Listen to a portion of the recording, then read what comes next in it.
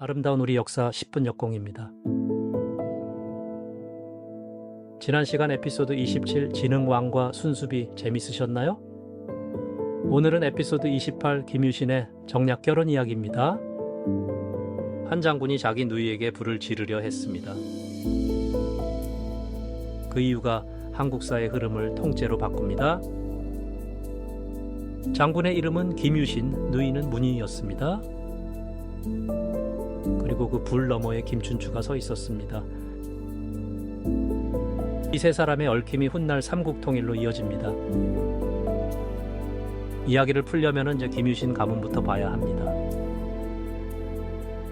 김유신의 뿌리는 신라가 아니라 가야였습니다. 증조부 김구에는 금광가야의 마지막 왕이었습니다.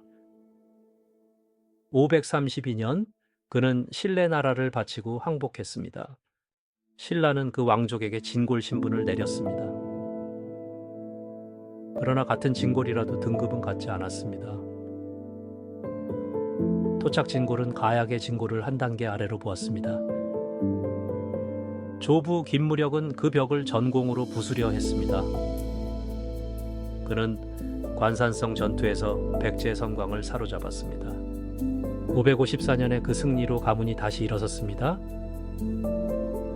아버지 김서연도 변방에서 여러 차례 공을 세웠습니다. 그런데 그가 사랑한 여인이 큰 문제였습니다. 그 여인은 진골 만명부인이었는데요. 신라 왕족의 딸이었습니다. 가야 망국의 후손과 신라 진골의 결합은 금기였거든요. 만명부인의 아버지 수쿨종은 결혼을 강하게 반대했죠. 결국 만명부인을 별채에 가두고 외부와 단절시켰는데요. 그날 밤 벼락이 별채 문을 때려 부셨다고 전해집니다. 혼란을 틈타 만명부인은 김서현과 함께 달아났던 거죠. 두 사람은 만노군으로 도망쳐 그곳에 숨어 살았는데요. 바로 그 만노군에서 595년 김유신이 태어났습니다.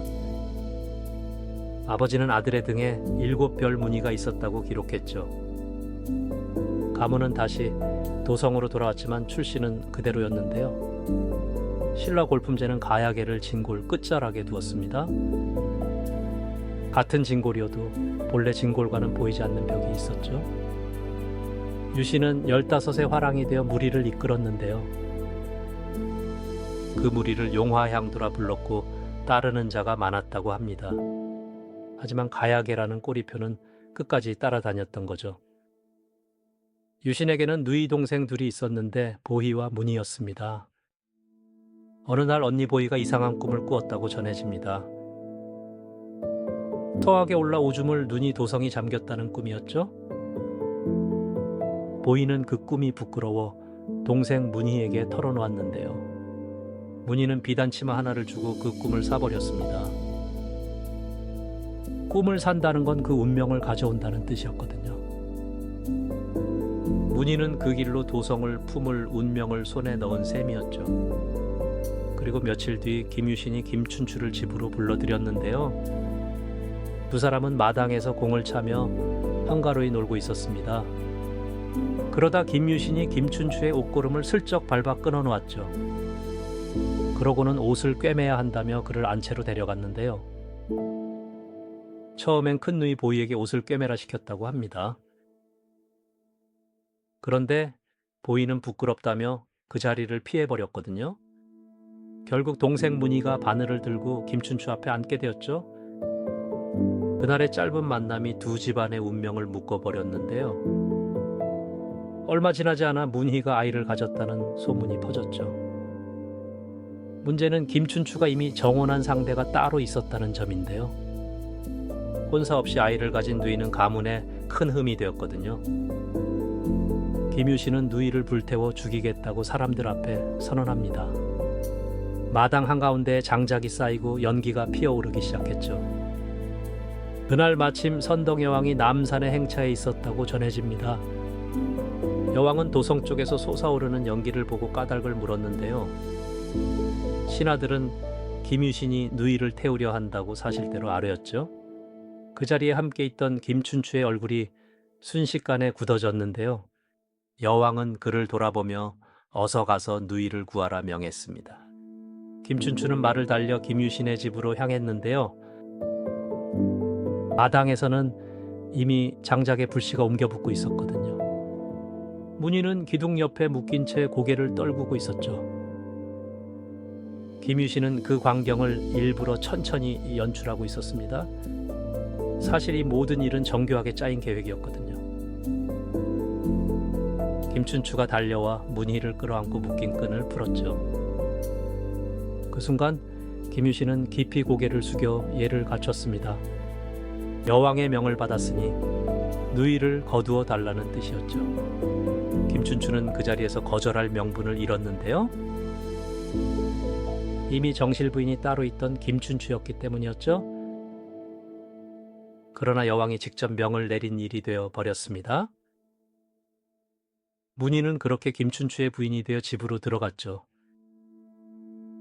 가약의 진골 가문이 왕족과 정식으로 연결되는 순간이었거든요. 수십 년 묵은 가약의 한이 풀리는 결정적 한 수였죠. 그런데 사료를 꼼꼼히 보면은 이야기가 조금 달라집니다.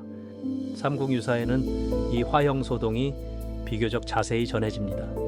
반면 삼국사기는 그 장면을 매우 짧게만 적어 놓았죠. 두 사료의 온도 차이가 후대 해석을 갈라놓았는데요.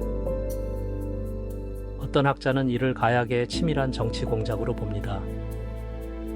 또 다른 학자는 남매의 절박한 생존 전략으로 해석하죠. 양쪽 해석 모두 사료 안에 근거를 두고 있는데요. 그래서 우리는 당시 신라 정치 지형을 다시 봐야 하는데요. 진골 안에서도 가약에는 늘 변두리에 머물렀거든요. 관직의 천장이 낮았고 혼맥의 통로도 좁았는데요. 김유신 집안은 이 좁은 길을 정면으로 뚫어야 했죠. 그 돌파구가 바로 왕족과의 혼인이었던 거고요. 김춘추는 왕이 계승선의 한가운데 서 있던 인물인데요.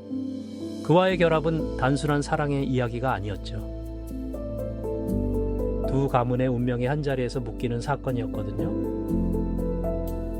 그래서 화형소동도 단순한 분노로만 보긴 어려운데요. 연기가 왕궁까지 보이도록 시점이 계산됐다는 분석이 있죠. 왕이 직접 움직여야만 사태가 풀리는 구조였던 거고요.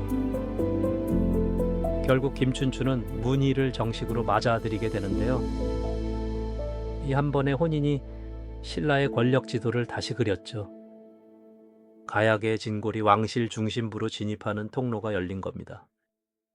훗날 태종 무열왕의 외척이 바로 김유신 가문이었거든요. 삼국 통일의 중심축이 이 한 번의 결혼에서 시작된 셈이죠. 한 자루 장작에서 시작된 불씨가 반도를 흔든 겁니다. 그래서 사료는 이 사건을 가볍게 다루지 않았던 거고요. 그런데 사료를 꼼꼼히 보면은 이야기가 또 달라지는데요. 선덕여왕은 이 결합을 조용히 묵인했습니다. 왕실 입장에서도 가약의 무력이 절실했거든요. 백제의 압박이 해마다 거세지고 있었던 겁니다. 그 무게를 버틸 칼이 바로 김유신이었고요. 문희의 아들이 훗날 문무왕으로 즉위합니다. 삼국 통일을 마무리한 그 임금이 바로 그 핏줄이죠. 그러니 그 장작더미는 단순한 위협이 아니었던 거고요. 한 가문의 운명을 건 정치 행위였던 셈입니다. 삼국유사는 이 장면을 비교적 담담하게 전합니다. 삼국사기 역시 김유신 열전의 일을 남겼고요. 두 사료가 동일 사건을 기록한 점이 의미가 큽니다. 단순한 야사가 아니었음을 함께 보여주는 거죠. 오늘날 경주에는 김유신묘가 그대로 남아 있습니다. 둘레 호석에는 12지 신상이 정교하게 새겨져 있고요. 왕금 예우를 받은 신하의 무덤이 그렇게 서 있는 셈이죠. 그리고 한반도 최초의 여왕이 세 가지를 미리 마칩니다. 역사는 현재의 거울이라고 합니다. 사실을 바로 알고 옳고 그름을 스스로 판단하는 것, 그게 우리가 역사를 공부하는 진짜 이유 아닐까요? 구독과 좋아요, 알림 설정 잊지 마세요.